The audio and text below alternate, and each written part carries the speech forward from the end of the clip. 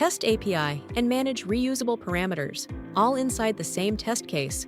No external tools needed.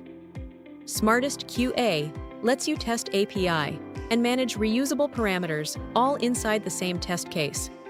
Click the API icon in the toolbar and select a request from your API requests library.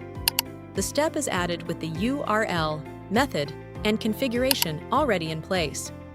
Use the Detail panel to set the body, headers, params, and authorization. Then click Send to execute the request. The response appears instantly with the status code and full JSON data. You can extract any value from the response using JSON Paths, define a key like brand, and map it to a path like products.0.brand.